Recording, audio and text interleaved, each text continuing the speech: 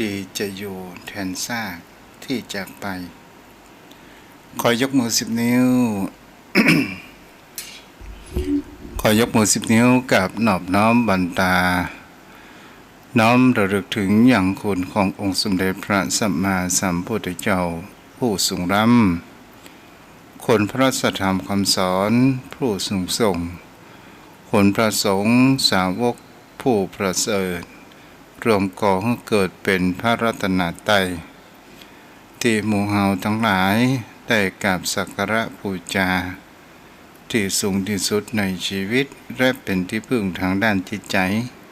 ของผู้คนเฮาทุกคนโดยเสียงเก้าของข้าพเจ้า แล้วก็ถวายความเคารพนอบน้อมไหว้สาไปยังครูบาอาจารย์พระเถรานุเถระพระสังฆาธิการทรงสมณศักดิ์พระภิกษุสงฆ์สามเณรกัลยาณมิตรทุกรูปบัณฑิตนักปราชญ์ทุกตนทุกองค์ที่รับฟังรายการธรรมะยำแรงทางสถานีวิทยุพระพุทธศาสนาแห่งนี้และขอเจริญพรมาอย่างพ่อออกไม่ออกศรัทธาจอมพ่อโยมแม่อันมีพ่อหมอนแม่หมอนพ่ออุ้ยแม่อุ้ยพี่ป้าน้าอาจอมพ่อโยมแม่ทั้งท่านทุกคนที่ผู้มีบุญที่รับฟังอย่างรายการธรรมะยามแรงทางทั้งสองสถานีโดยความเมตตาทางท่านผอ.ทั้งผู้อำนวยการสถานีทั้งสองรูปด้วยกัน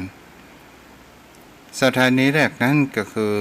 สถานีวิทยุเพื่อการศึกษาพระพุทธศาสนาและวัฒนธรรม 104.5 เมกะเฮิรตซ์สถานีวิทยุที่เกาะริงสัญญาณเผยแผ่ธรรมะขึ้นสีขาวธรรมะชาวประชาโดยผู้อำนวยการทั้งสองท่านขึ้นแรกนั้น104.5ขออนุโมทนาในขอบอกในขอบคุณในความมีน้ำใจของท่านอาจารย์พระครูสมุวิสุวัฒน์วรกิจโจสถานีที่สองก็คือขึ้นสีขาวธรรมะชาวประชาโดยการเมตตาธรรมน้ำจิตน้ำใจของท่านอาจารย์พระครู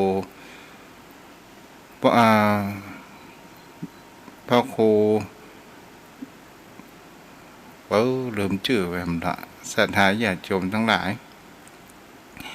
พระครูอภิวัตรวัฒนวิกรมจะเป็นสิ่งที่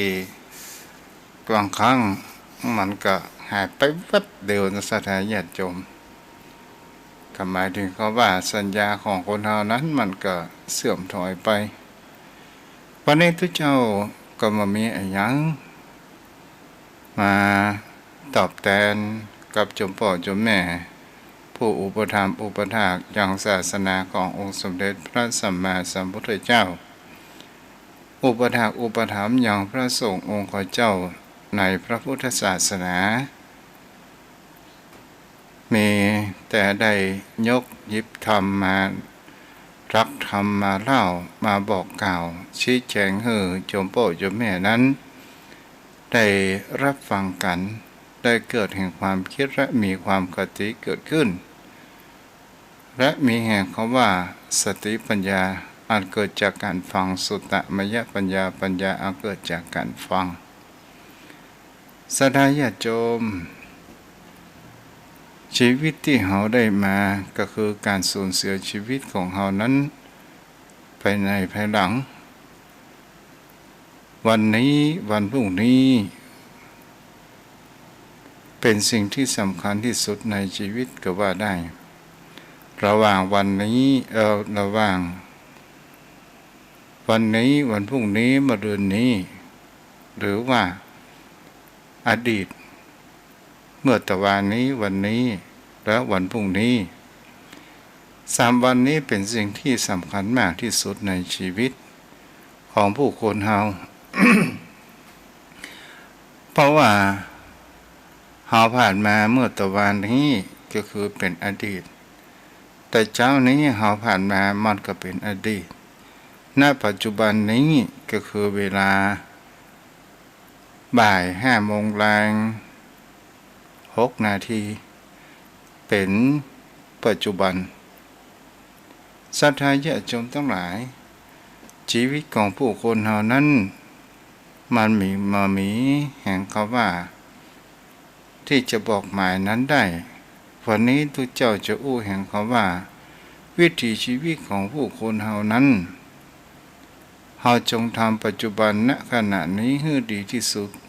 ให้เป็นบุญเป็นกุศลเพราะคนเฮานั้นตกอยู่ในใต้อำนาจแห่งคำว่า5 อตัวกันโยมพ่อโยมแม่5 อเฮาอยู่ในใต้อำนาจของเขาทั้งนั้นแรกนั้นก็เป็นสิ่งที่เราจะหันได้คืออนิจจังที่2ก็คืออาทุวังที่3ก็คืออาวัชชะอาวัสสะหรือว่าอาวัสสังที่3ก็คือนันมิตาสุดท้ายก็คืออนัตตาศรัทธาญาติโยมอนิจจังเป็นสิ่งที่ผู้คนเหล่านั้นทั้งหลายได้หันแล้วว่าบนโลกนี้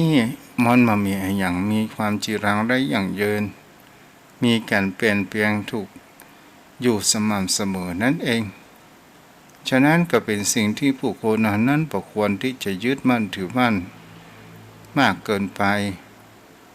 จะทำให้เรานั้นถ้าเรายึดมั่นถือมั่นมากเกินไปก็จะทำให้จิตใจของเรานั้นเกิดแห่งความทุกข์เกิดแห่งความรุ่มร้อน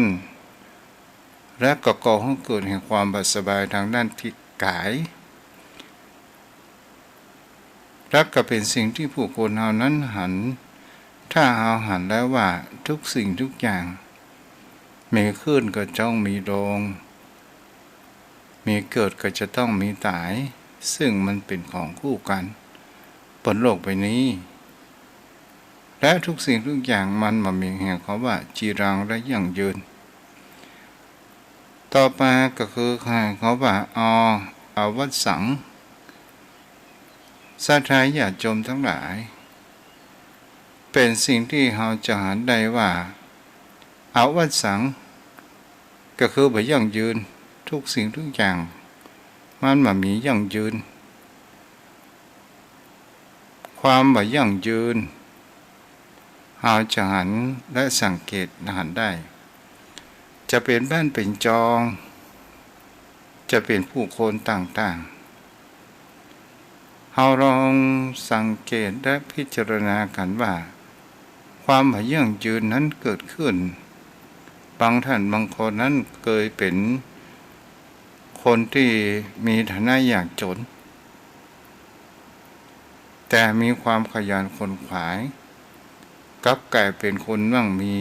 มีเงินมีทองบางคนนั้นเคยเป็นคนมีเงินมีทองแต่ดำเนินชีวิตด้วยความประมาทกลับกลายเป็นคนยากจนนั้นก็มีบางคนบางท่านนั้นเมื่อน้อยนั้นหน้าตาขี้เหลวขี้เละพอเวลาเติบโตมาหน้าตาก็มีความหล่อเหลาเอากันมีความสะสวยสวยงามอย่างนี้เป็นต้นทุกสิ่งทุกอย่างมันมีอย่างเยินในที่นี้ก็คือเราอย่าไปเหยียดหยามและดูถูกบุคคลอื่นก็จะทำให้เราหันได้ว่าชีวิตของคนเรานั้นมีความยั่งยืนใดๆทั้งสิ้นอวสังก็คือเป็นสิ่งที่มีคำว่าแปรเปลี่ยนเป็นอื่นอันนี้ก็คืออยู่ในธรรมชาติเป็นสิ่งที่หันได้ว่ามันเป็นหน้าที่ของธรรมชาติ มันเป็นสิ่งที่แท้จริงโยมพ่อโยมแม่อย่างว่ามีเกิดมันก็จะต้องมีตายถ้า เฮาบ่อยากจะเกิดเฮาก็จะต้องประพฤติปฏิบัติธรรมมุ่งไปสู่แห่งคำว่าพระนิพพานอย่างมีความภาคเพียรและมีความตั้งใจตลอดจนถึงความอดทนธรรมชาติหน้าที่ของธรรมชาติมันก็ไปตามระบบกฎเกณฑ์ของมันนั่นเองมันมีความแปรเปลี่ยนอื่นอย่างหน้าร้อนมันก็จะต้องร้อนมันก็เป็นเรื่องธรรมชาติธรรมดาศรัทธาญาติโยมทั้งหลาย ตลอดจนถึงบางครั้งบางคราวเฮามีการร้อนอวมและเฮาสังเกตเห็นได้ว่าเมื่อใบไม้นิ่งอากาศร้อนอบอ้าวเฮาจะรู้ได้ว่า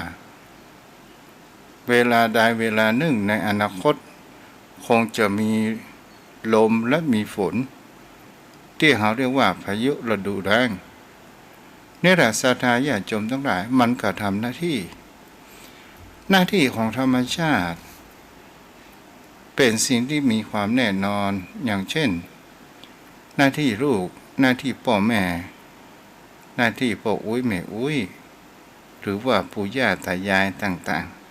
ๆศรัทธาญาติโยมเป็นสิ่งที่ผู้คนเหล่านั้นจะเห็นได้ว่ามันมีความแปรเปลี่ยนอื่นก็คือเรื่องอายุสังขารร่างกายของคนเฮาภายจะย้อนไปกับเป็นตัวอ่อนวัย15พ่องก็คงจะเป็นไปได้คนทุกคนก็จะต้องผ่านกฎเกณฑ์แห่งระบบธรรมชาติมันมีความแปรเปลี่ยนอื่นตั้งแต่อยู่ในท้องครรภ์มารดาออกมาเป็นทารกออกมานั้นเป็นผู้ใหญ่เรียกว่าเป็นละอ่อนตลอดจนถึงมีความรู้เรียนศึกษาหาวิชาความรู้และมีงานทำตลอดจนถึงวัยสร้างเนื้อสร้างตัวมีครอบครัวแล้วก็จะต้องมีทายาทในเมื่อนั้นเราก็เปลี่ยนแปลงฐานะกับกายเป็นพ่ออุ้ยโดยอัตโนมัติแม่อุ้ยอัตโนมัติแล้วเราก็บ่ายเบี่ยงเข้าไปอยู่วัยชราเป็นวัยที่เหมือนกับเป็นเวลาที่จะบ่ายคล้อยพระอาทิตย์จะไขรอบขอบฟ้าไปในเวลาใดเวลาหนึ่งและเป็นสิ่งที่ทุกคนนั้น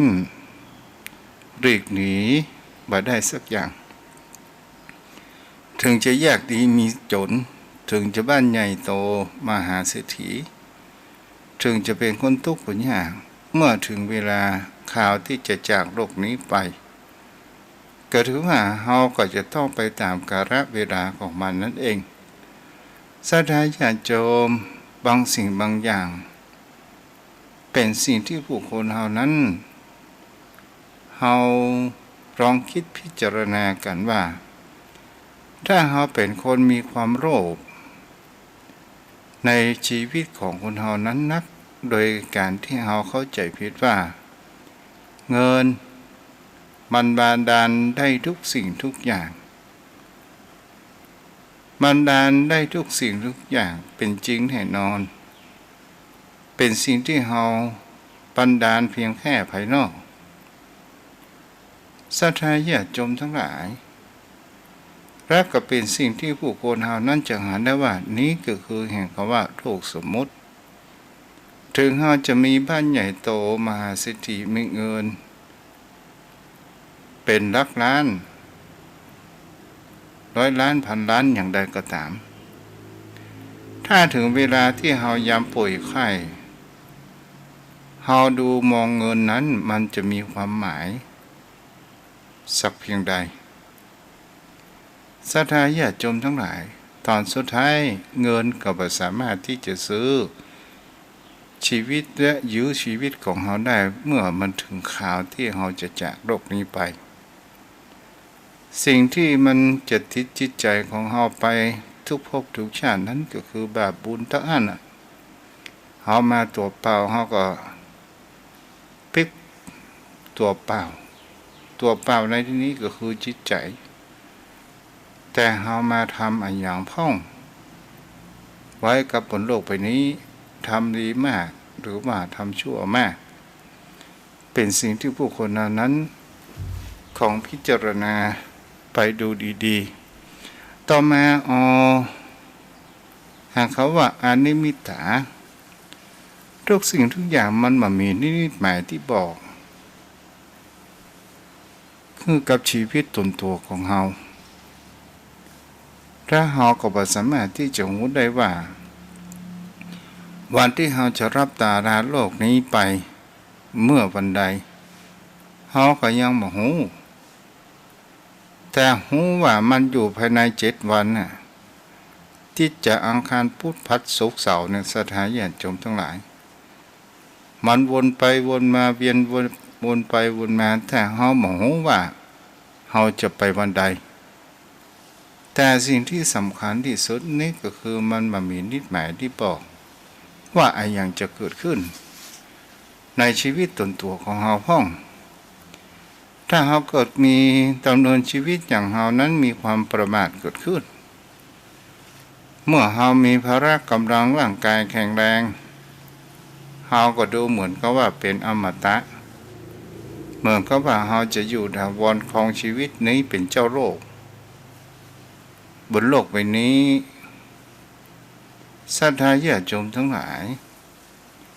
ถ้าใครมาอู้เรื่องตายเฮาก็คิดว่าเป็นเรื่องอัปมงคลเป็นสิ่งที่บดีแต่ผู้คนเฮาทั้งหลายเฮาก็บ่สามารถที่จะหลีกหนีพ้นได้วันใดวันหนึ่งเฮาก็จะต้องไปถึงจะกลัวอย่างใดก็ตาม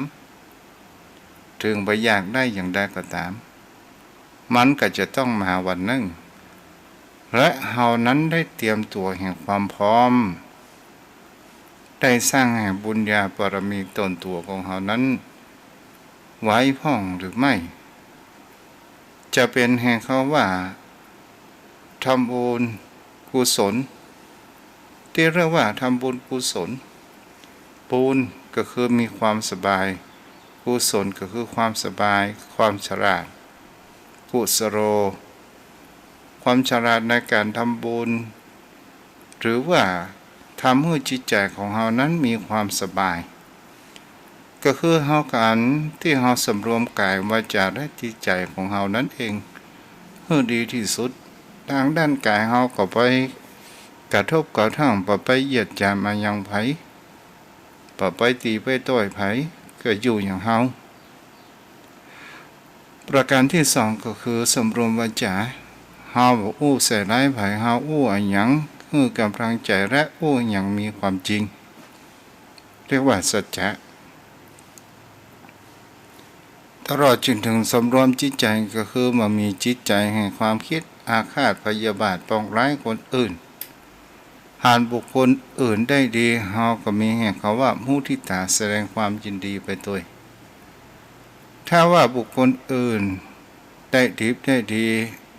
เฮามีความดีอกดีใจแต่ถ้าว่าบางคนหากบุคคลอื่นได้ดีได้ดีแล้วเกิดแห่งความอิจฉาริษยานั้นก็คือบ่ได้สำรวม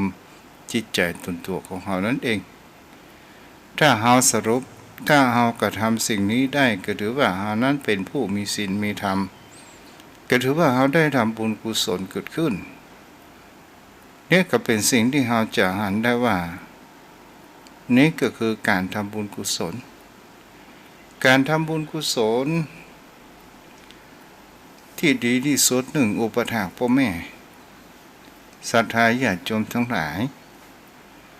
จมพ่อจมแม่บางท่านบางคนมีลูกมีเต้าเฮาก็ลองดูสังเกตบางสิ่งบางอย่างนั้นมันก็จะสะท้อนกลับมาให้กับตนตัวของเฮานั้นในภายหลังในสิ่งที่เฮากระทำไปในอดีตมาอู้ถึงตัวสุดท้ายคืออนัตตา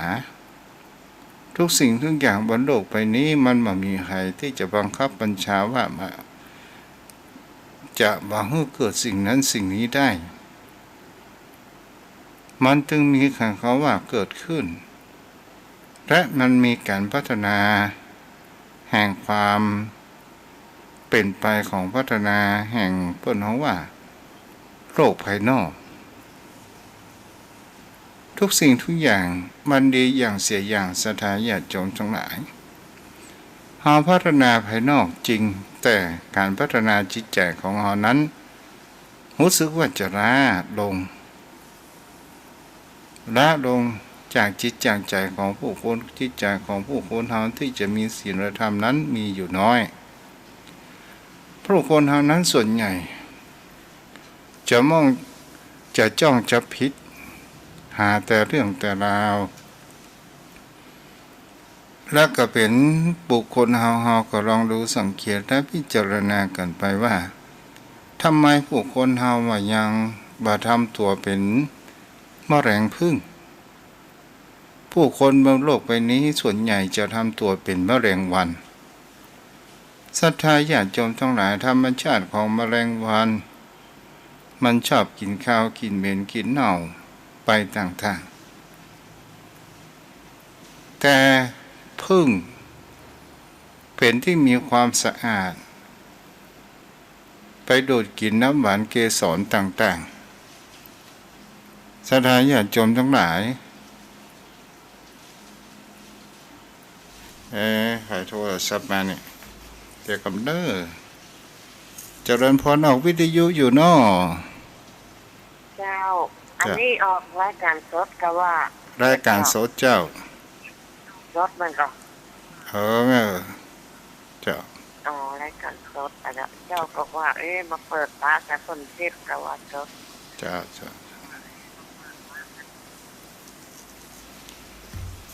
รายการสดเด้อเนาะ ขาดตอนไปละ ตั้งลำใหม่นี่ก็คือเป็นที่เราหันได้ว่าการที่เราอยู่บนโลกใบนี้เราจะทำอย่างใดเพื่อที่เราจะมีแห่งความดีและสิ่งที่มันเป็นกุศลคนทุกคนศรัทธาญาติโยมทั้งหลายมันก็มีทำบดีพ้องทำดีพ้อง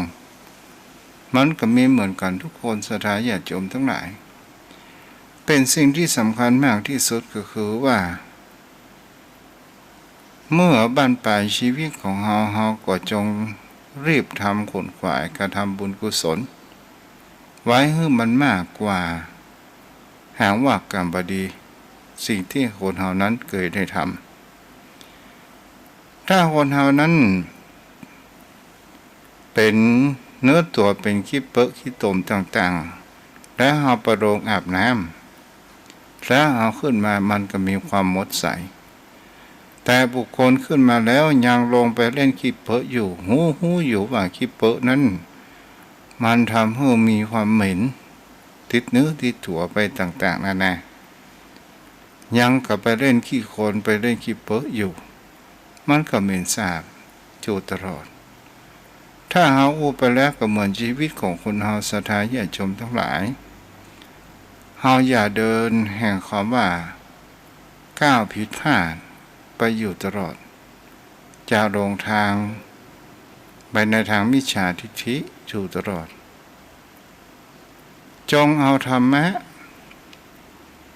เป็นตัวส่องจิตใจของคนเฮานั่นเองเฮาจะเห็นได้ว่ากระจกเงานั้นเฮาส่องภายนอกรูปร่างต่างๆนานาของเฮา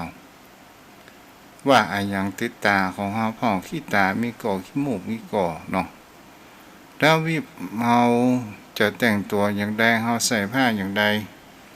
ดูแล้วเพื่อเฮามีความสดสวยเฮาก็แต่งกันแล้วเฮาก็ต้องไปส่องกระจกเงาศรัทธาญาติโยมทั้งหลายแต่จิตใจของคนเฮานั้นเฮาก็จะต้องมีกระจกเช่นเดียวกันในที่นี้ก็คือธรรมะก็คือเป็นสิ่งที่อยู่ในจิตในใจของผู้คนเฮานั้นเองก็คือหูดีหูชั่วศรัทธาญาติโยมทั้งหลายผู้คนเฮานั้น เป็นคนกระทำให้เองมันมีภัยทำให้ถ้าว่าผู้คนเฮานั้นเฮาจะลองสังเกตว่าถ้าเฮาโอ้ว่าใครอยากจะเป็นคนชั่วพ้องมันก็มามีในโลกคนทุกคนก็ตอบว่าอยากจะเป็นคนดีแต่บางครั้งบางคราวเป็นสิ่งที่ผู้คนเฮานั้นเดินทางผิดและเป็นสิ่งที่เรียกว่ามิจฉาทิฏฐิเห็นผิดนั่นเองเห็นผิดเป็นชอบเห็นกงจักเป็นดอกบัวสัทธาญาติโยมทั้งหลายเป็นสิ่งที่ผู้คนเฮานั้นก็จะหันในวิถีชีวิตของบนโลกไปนี้ให้กับโยมพ่อโยมแม่นั้นลองสังเกตพิจารณากันไปในการที่ผู้คนเฮานั้นเกิดมาบนโลกใบนี้มีความแตกต่างกับว่าปุพกรรมของคนเฮานั้นมาเหมือนกันสิ่งที่คนเฮานั้นบ่ควรดีประมาทบางสิ่งบางอย่างกรรมเกิดจากการวาจาถ้าเฮาอู้จาส่อเสียดเจียดหยามและอู้เรื่องมามีสาระอู้หักล้างน้ำใจบุคคลอื่นอู้เสียดสีเจียดหยามว่าตัวเองนั้นเป็นผู้มีความรู้ไปเสียทุกเรื่องนึกตัวเองเป็นสัพพัญญูอย่างพระพุทธเจ้านั่นก็ถือว่าเป็นคนที่ยกตนข่มท่านนั้นเป็นสิ่งที่บ่ควรทำในชีวิตเพราะว่ามันจะเป็นกรรมวาจาในทางด้านที่บดีนั่นเองแต่ถ้าว่าเฮาอู้ในสิ่งที่เฮาบ่เข้าใจและเป็นธรรมะอู้จากการได้รับฟังกันสนทนาธรรมกันในสิ่งที่เฮาบ่เข้าใจและเฮาอู้ให้กำลังอกกำลังใจและเฮาจะอู้อย่างใดให้ผู้คนทั้งหลายได้รับฟังได้เข้าใจได้แสงสว่างจงจุดประกายตนตัวของเฮาเป็นแสงสว่างเหมือนดังดวงพระอาทิตย์ที่เป็นแสงสว่างส่องสวายขจัดเสียซึ่งความมืดบนโลกใบนี้และเฮาต้องแสวงหาแสงสว่างแห่งปัญญาก็คือเกิดจากการฟังการอ่านการคิดเขียนการบันทึกต่างๆการสนทนาธรรมนี่ก็คือเป็นตัวจุดประกายแห่งปัญญาตนตัวของเรานั่นเองถ้าเราอู้ไปแหมประการหนึ่งก็คืออย่างถ้าเราเป็นข้าราชการบำนาญเราพ้นเกษียณมาเราจะทำอย่างใดให้ตัวของเรานั้นมีประโยชน์เกิดขึ้นสร้างประโยชน์เกิดขึ้นก็คือมีจิตใจอาสาจะเป็นการที่จิตใจอาสาช่วยในสังคมหรือว่ามีจิตใจอาสาทางบ้านบุญกุศลช่วยวัดช่วยวาบางครั้งบางคราวเพิ่นเฮาว่าเป็นการสร้างปราสาทและวิมานให้กับตนตัวของเฮานั่นเองศรัทธาญาติโยมทั้งหลายทำไมผู้คนเฮานั้นติดโรคแห่งความสมมุติมากนักอย่างเช่นเฮาจะหันว่าผู้คนเฮาติดโรคแห่งความสมมุติคำว่าปราสาทถ้าผู้คนที่มีฐานะร่ำรวยเฮาจะหาปราสาทหลังงามบางครั้งบางคราวยังมีความดื้อรั้นจะเอาโรคหาสรีริงเหมือนพระพสงฆ์องค์เจ้าเพราะว่าเขานั้นมีเงินแล้วก็ถามว่าปราสาทสิ่งเหล่านี้เนี่ยมันเป็นปราสาทวิมานบนสวงสวรรค์แท้จริงหรือไม่แท้ที่จริงแล้วมันก็เป็นเพียงแค่สมมุติศรัทธาญาติโยมทั้งหลายสมมุติเพื่อมันแล้วใจว่าพ่อแม่ครูนั้นได้อยู่ปราสาทแต่มันหาประโยชน์ไปได้ สู้คนทุกข์คนยากเอาเก้าอี้และเอาที่ยองศรัทธาญาติโยมก็เป็นสิ่งที่ผู้คนเหล่านั้นจานะว่ามันยังมีเก้าอี้ยังได้นั่งได้มีประโยชนะเกิดขึ้นและตนตัวของเฮานี้เองเป็นตัวที่เฮานั้นจะทำคุณประโยชน์ทางด้านบุญกุศลทางด้านดีๆเป็นการสร้างวิมานให้กับตนตัวของเฮานั้นเองเพราะว่าเรื่องเหล่านี้จะหันในรายการบุคคลที่ตายแล้วฟื้นไปหันประมาไปเหนี่ยวไปหันปราสาทราชมณฑลของตัวเองที่ได้เกิดได้สร้างไปต่างๆนานานี่แหละศรัทธาญาติโยมทั้งหลายถ้าเฮาอู้ถึงปราสาทสร้างวิมานของผู้คนเฮาก็คือจิตใจของผู้คนเฮาเพื่อมีความสบายเฮาบ่มีความเดือดร้อนร้อนใจอย่างกับภัยเฮาบ่มีภาระหน้าที่มากมายไก่กองเฮาบ่มีภาระหนี้สินพรุงพลังที่ตนตัวของเฮาก็คือทำให้เฮานั้นมีสุขภาพจิตดีนี่ก็คือเป็นวิมานที่สุดถึงเฮาจะอยู่บ้านหลังเล็กๆแต่เฮามีความเข้าใจกันมีความอบอุ่นก็ถือว่านั่นก็คือคำว่าวิมานถ้าว่าเฮามีบ้านหลังโตแต่เฮาหาความสงบสุขนั้นบ่ได้คอยที่จะจ้องจับผิดกันคอยที่จะมีการทะเลาะวิวาทกันบ้านใหญ่โตมันก็เหมือนเป็นมรดกชั้นดีนี่เองศรัทธาญาติโยมทั้งหลายทุกสิ่งทุกอย่างเฮาพอสามารถที่จะกำหนดกฎเกณฑ์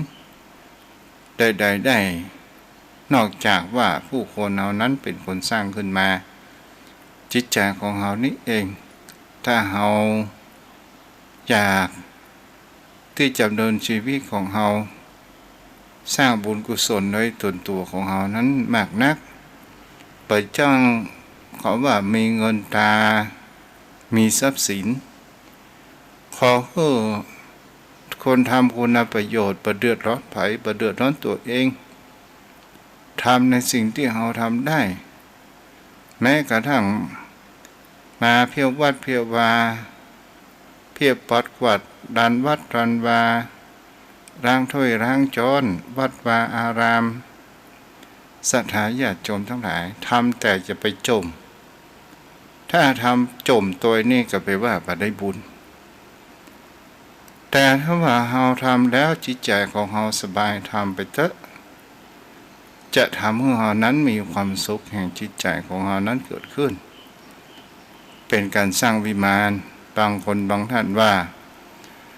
เฮาบ่มีเงินถุงเงินถังเฮาบ่ได้กินบ่ได้ทานอย่างกับเปิ้นอันนี้เข้าใจผิดบุญกินบุญทานหรือว่าบุญนี้มีอยู่3ทางด้วยกัน1ทาน2ศีล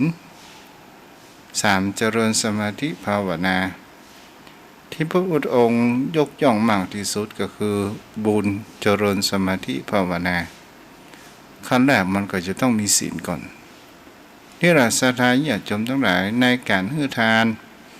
ถึงเฮาบ่มีเงินมีทองแต่เฮามีความรู้คือวิทยาทานถึงเฮาบ่มีเงินบ่มีทองแต่เฮามีคำว่าอภัยทานศรัทธาญาติโยมทั้งหลายแค่นี้ก็คือเป็นสิ่งที่เฮาจะหันกันได้ในเรื่องทานเฮาบ่ต้องไปอ้างว่าเฮาเป็นคนทุกข์คนยากเฮาบ่ว่ามีสีสุขบ่มีเงินบ่มีทองขอให้เฮากระทำเถอะส่วนใหญ่นะมันก็จะเป็นข้ออ้าง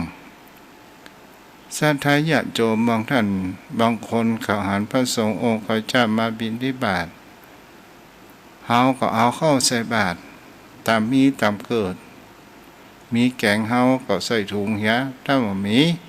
เฮาก็ใส่ข้าวเหียมันก็สบายใจ ดีกว่าเฮาบ่ทำเสียเลย นี่แหละเป็นสิ่งที่ผู้คนเฮานั้นจะรู้สังเกตว่าเฮาอย่าไปอ้างว่ามันมีเวลาเฮาจะไปอ้างว่าเฮาทำอะไรอย่างบ่ได้ ส่วนใหญ่มากก็เป็นข้ออ้างกันทั้งหมดสถานญาติโยมทั้งหลาย มันอยู่ที่ตัวของผู้คนเฮาต่างหากว่าเฮาจะกระทำหรือไม่จะปฏิบัติหรือไม่แต่บางครั้งบางคราวเฮาหันข่าวกระแสของพระสงฆ์องค์เจ้าเฮาจะไปตีรวมพระสงฆ์องค์เจ้ารูปอื่นๆพระสงฆ์รูปนั้นเขาแพ้ภัยตัวเองก็เป็นเรื่องของเขาแต่พระสงฆ์องค์เจ้ายังรูปอื่นๆที่ปฏิบัติดีปฏิบัติชอบยังมีอยู่ศรัทธาญาติโยมทั้งหลายสิ่งที่สำคัญมากที่สุดพระพุทธศาสนาของเราจะล่มสลายก็เพราะคนพุทธเดียวกันนั่นเองคนพุทธเดียวกันเนี่ยมันจะล่มสลายแต่พระธรรมคำสอนของพระองค์นั้นยังอยู่แต่หากเขาว่าพุทธศาสนาจะล่มสลายจะหายจากประเทศไทยของเราเนี่ยก็เพราะคนเฮาชาวพุทธเนี่ยมาช่วยกันทนุบำรุงพระพุทธศาสนามีอย่างน้อยเฮาก็บ่คมข่าวกันระทึกตึกโตอยู่มากมายตอนสุดท้ายมันก็จะต้องล่มสลายแต่พระธรรมคำสอนของพระองค์นั้นมันมีคำว่าสลายเพราะว่ามันเป็นคู่ธรรมชาติอยู่แล้วศรัทธาญาติโยมเฮาก็เรามาดูสังเกตบางครั้งบางคราวสิ่งที่คนเฮามีเฮามาหันคุณค่าถ้าเฮาจะหันคุณค่าต่อเมื่อมันหายไปแล้วศรัทธาญาติโยมพ่อโยมแม่เฮาก็รังสังเกตบุคคลอันเป็นที่รักยังเป็นพ่อเป็นแม่ศรัทธาญาติโยมทั้งหลายเมื่อเปิ้นมีชีวิตมีลมหายใจอยู่เปิ้นอยากกินหั่นกินนี่เฮาก็ไปคัดขวางว่ากินมาได้กันเดียวต้องจะเสียกันเดียวจะเป็นเบาหวานขึ้นกับเปิ้นใครอยากถ้าเฮาใครอยากเฮาก็บอกว่าได้กะกินแต่จะไปกินนักเด้อเฮาก็อู้ให้เปิ้นเข้าใจแต่บางคนบางท่านนั้นห้ามมาให้เปิ้นกินเนี่ยเราจะมีความเสียใจต่อเมื่อเพิ่นจากไปถึงของกินเพิ่นมักอย่างใดก็ตามเฮาไปอกฝาลงเพิ่นก็ลุกกินมาได้เมื่อเพิ่นมีลมหายใจเพิ่นขอยากเฮาก็ยังบ่ซื้อเพิ่นกินคนเฮานี่ก็แปลกกันนะศรัทธาญาติโยมทั้งหลายกินได้แต่เฮาก็บอกว่าจะไปกินนักกินมักมันหายยากเนาะบางครั้งบางคราวก็เป็นเรื่องที่น่าคิดเหมือนกันนะฉะนั้นศรัทธาญาติโยมทั้งหลายเฮาก็รู้สังเกตพระพุทธศาสนาในอินเดียร่มสลายก็เพราะอะไรอย่างเพราะชาวพุทธหมู่เดียวกันเนี่ยตลอดจนถึงศาสนาอื่นเข้ามาบุกทำลายที่นารันทาฆ่าพระสงฆ์องค์เจ้าเพื่อที่จะยึดดินแดนด้วยเจ้าบรมเลิกเพราะว่าเป็นศาสนาอะไรอย่างศรัทธาญาติโยมทั้งหลายเฮามาดูสังเกตในประเทศไทยของเฮาในปัจจุบันศาสนาอื่นนั้นเริ่มนี่จะมีอิทธิพลอยู่เหนือศาสนาพุทธเพราะว่าพุทธเฮานี้คอยที่จะจ้องจะทำร้ายซึ่งกันและกันบางครั้งบางคราวเป็นสิ่งที่ผู้คนเฮานั้น บ่ได้ปกป้องเฮาลองพอความผิดของศาสนาอื่นมีก็มันก็ต้องมีเหมือนกัน แต่มันมีภัยประคมข่าว แต่ทำไมพุทธศาสนานี้ถึงมีการประคมข่าวอยู่มากมาย และกระทำให้จิตใจของผู้คนเท่านั้นเกิดแห่งความบาเรื่อมใสเสื่อมศรัทธาไปตอนสุดท้ายมันจะล่มสลายอย่างประเทศอินโดนีเซียก็ตามสถานญาติโยมทั้งหลายก็ล่มสลายเพราะว่าคนพูดเหมือนเดียวกันนะแล้วเฮาก็ไปพอพุทธศาสนาของเฮาจะไปเจริญเติบโตในต่างประเทศเพราะว่าคนต่างประเทศนั้นเปิ้นมามีมาก่อนและเปิ้นมาแสวงหาว่ารักธรรมคำสอนหันรักธรรมคำสอนของพระองค์นั้นมีเหตุมีผลเป็นได้ทุกสิ่งทุกอย่างเป็นตามระบบกฎเกณฑ์ของธรรมชาติเป็นรับธรรมที่พระองค์นั้นบ่ได้บอกให้ว่าเฮ้ยเชื่อเสียเลยลงมือกระทำก่อนถึงค่อยเชื่อจุดในกรรมสูตรสถานญาติโยมทั้งหลาย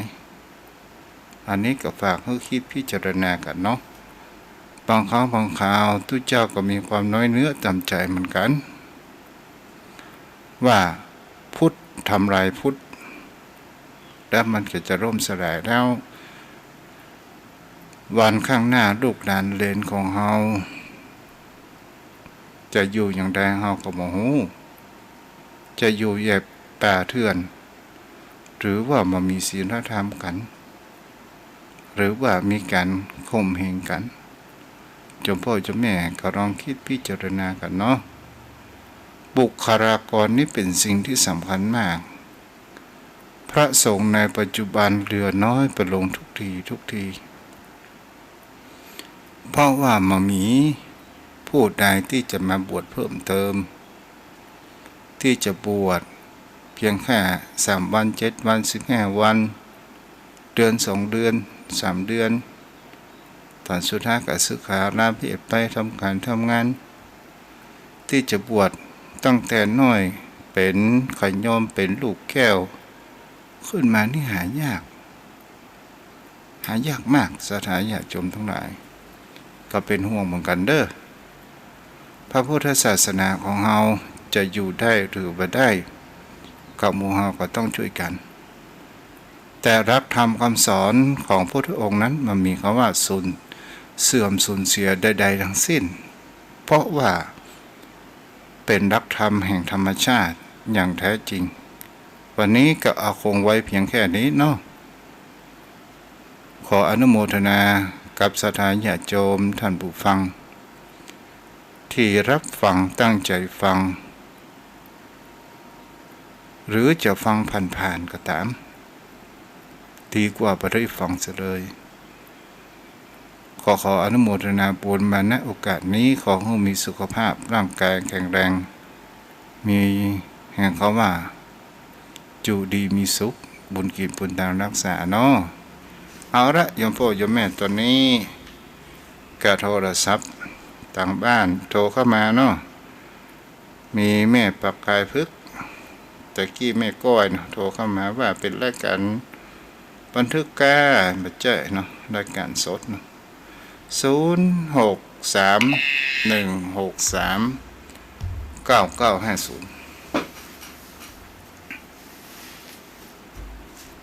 0631639950วันนี้ทาง Facebook บ่มีภายเนาะ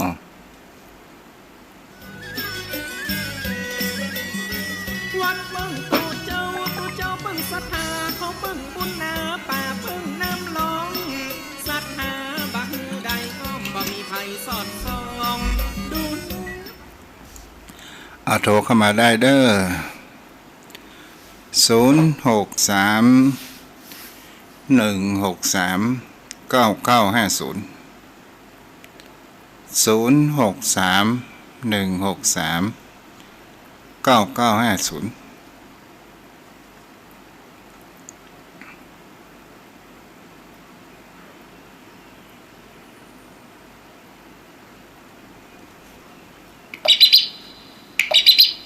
ริญพรแม่บัวบุญ กับรัชการเจ้า ครับ แม่ว่ากินหมูกระทะกินเตอะเฮาไปเลี้ยงเพลงอย่างเดียวมีเพียกินลาบปุ่นเนาะกินลาบอ่ะฮกยำอ่ะลาบปลาลาบขมมีหมดอ่ะเปิ้นกินมาได้ก็คืออนุโลมมาไปเห็นเนาะ เจ้าน่ะแม่ว่าไอ้หยังก็ไปเอาหมอปลามายับตายแล้วเฮามาเหลือแล้วถึ ก็ ง ได้ ว่า หมอ นี่ ป่าไม่ใช่หมอปราบสัมภเวสีนะเป็นหมอป่าปราบพระสงฆ์องค์เจ้า เนี่ยเหล้านี่บางอย่างก็ได้เข้ายาเหมือนกันนะปิ่นยานะเจ้า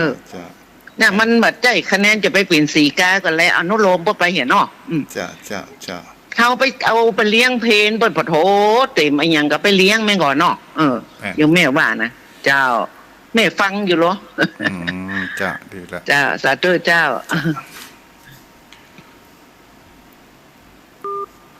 คนเราทำความดีมา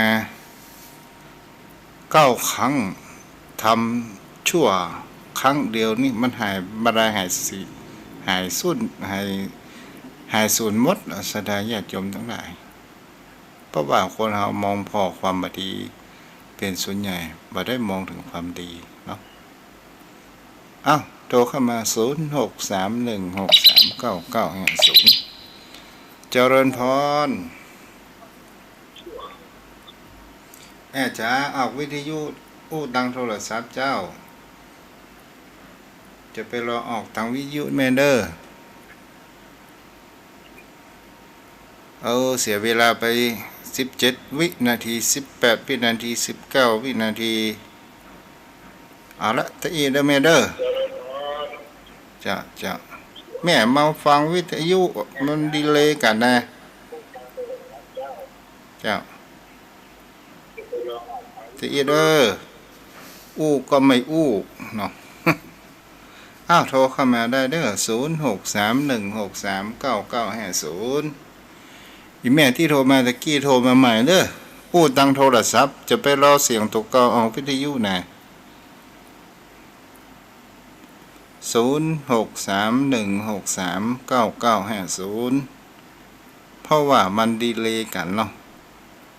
อย่าเก้าเฮาดูฮัลโหลกว่าเฮาจะได้ยินเสียงไปแหมไก่เพิ่นของวันดีเลยเนาะเจริญพรเจ้าแกมาสาเนอะท่านอาจารย์แม่สุเกียศิลาพรสิเตี้ยบ้านโฮงละปูนเนอะจ้าโอ้ฟังธรรมะเมื่อค่ำยำแรงนี่นะถูกอกถูกใจเด้อเข้าอกเข้าใจเจ้าดีแล้วแม่เจ้าติดตามตลอดเด้อเจ้าท่านอาจารย์เจ้าฮ้อนก่อวันนี้มันฮ้อนแต่กายจ่อยนี่หมอนจ่อยเฮาอยู่กับศีลกับธรรมเจ้าจ่อยกับจ่อยเนาะเจ้าจ่อยพระเข็มย่างไก่พระเข็มย่างหนึ่งเด้อจ้าติดตามตลอดเด้อเอาน้ำทำคำสอนเนี่ยโอ้เป็นที่เปิ้งพระอาศัยเด้อเจ้าบุญรักษาเจ้าอีแม่สำเนียงตู้เจ้าขึ้นได้เรื่องมีคนไปซื้อห่อนึ่งบังเอิญเป็นคนโดยเต่าได้ห่อนึ่งไก่มาขายแล้วคนก็ไปซื้อว่าอันนี้ห่อนึ่งอะไรหยังห่อนึ่งก้อยเจริญพรสาธุเจ้าแม่ปิดวิทยุกับแม่มันดีเลย์กันแม่เจ้าตั้งโทรศัพท์แล้วเนาะเจ้าฟังถึงเมื่อคืนฟังถึงแมลงเจ้าแม่ที่อยู่ที่ไหนแม่อารีแม่ออนเจ้าน้ำโมเจ้าสาธุเจ้า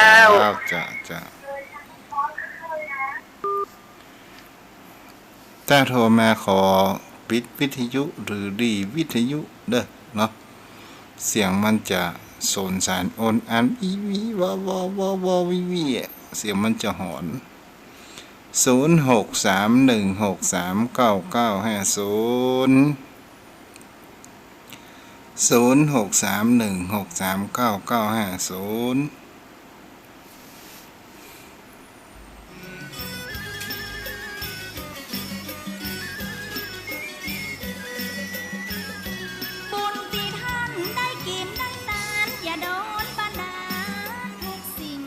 เพราะนั้นโทรเข้ามาหมอมีภายแล้วเอื้อนละเนาะ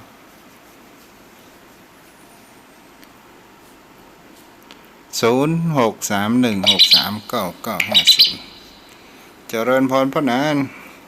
ครับขอกราบแทบใต้ไวสารในเมตตาบารมีธรรมท่านเจ้าด้วยความเคารพครับท่านพระคุณเจ้าวันนี้จะมีอะไรอย่างเสริมบอกได้ข้อคิดหลายอย่างท่านเจ้าที่ท่านเจ้าอธิบายเทศนาปรารภไว้นะครับดูถ้าเจ้าพูดของเฮาประมาทนะท่านเจ้า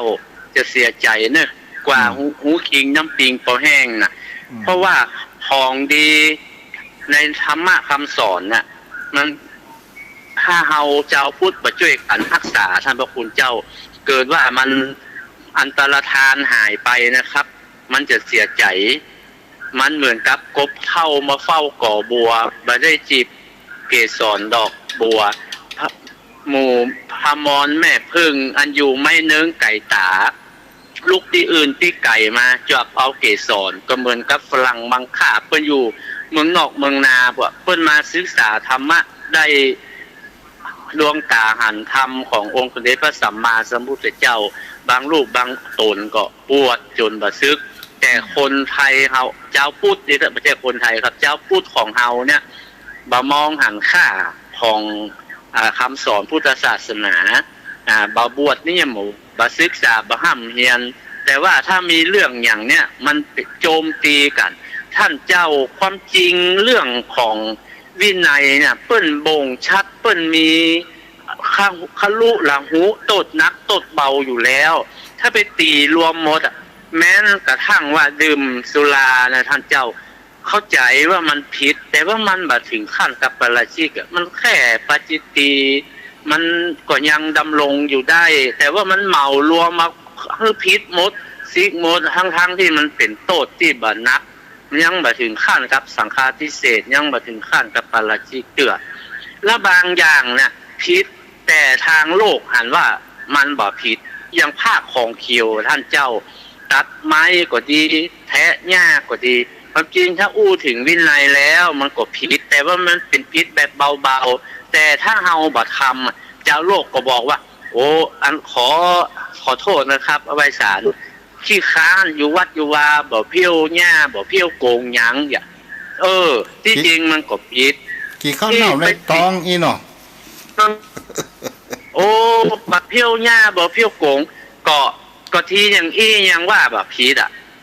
วินัยเปิ้นห้ามภาคของเขียวมันผิดแต่มันผิดแบบน้อยๆเบาๆมันแค่เป็นมลทิน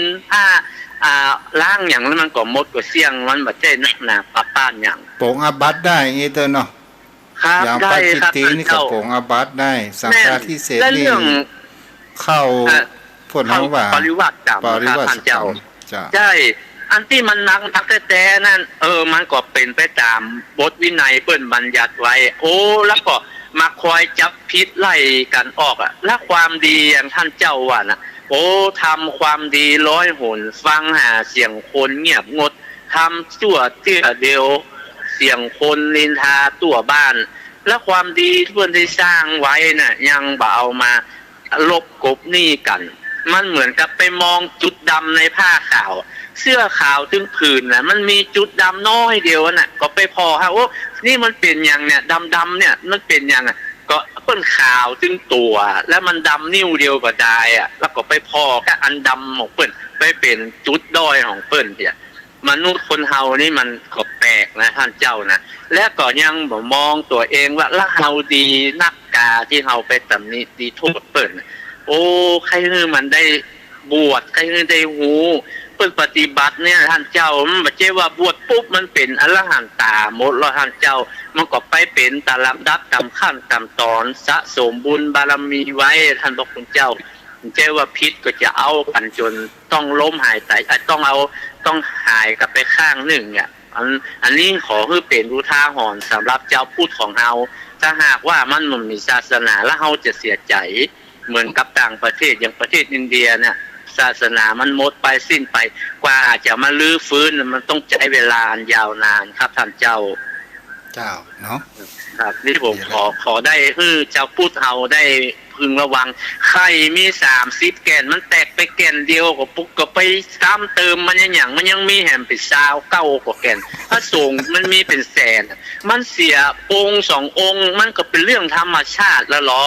มันเป็นปกติของมันอยู่แล้วมันเป็นเรื่องธรรมชาติก็อย่าไปว่าโอ้มันมาดีก็อย่างผมว่านะไข่แพงหนึ่งมันแตกไปแก่นก็ไปเดือดร้อนเดือดราวจนไปโอ้มันบัดใจท่านเจ้าครับขอกลับแต่ไทยไว้สาในเมตตาธรรมท่านเจ้านะครับกลับไว้สาครั ครับบุญ บ รักษาเด้อข้าคือพอออกไม่ออกศรัทธาฟังพ่นหนานได้อูดเนาะอย่างกับพ่นหนานได้กะฮักในพระพุทธศาสนามองแยกแยะปัญหานั้นถูกต้องและทางออกปัจเจกบุคคลส่วนตัวเนี่ยศรัทธาญาติโยมทั้งหลายมันมีทุกวงการดีหรือบดีมันมีทุกวงการแต่คนเฮานั้นบางครั้งบางคราวถ้าข่าวตุ้เจ้านี่อย่ามาดังแตะดังว่าศาสนาอื่นก็มีศรัทธาญาติโยมทั้งหลายเพิ่นบ่ได้ประคมข่าวบ่ได้เนาะเอาสายสุดท้ายเจริญพรแม่อู้ตั้งโทรศัพท์นะแม่เจ้าเอาวัตอีเด้อแม่เด้อเอาละวันอาทิตย์หน้าก็มาอยู่กันใหม่ขอ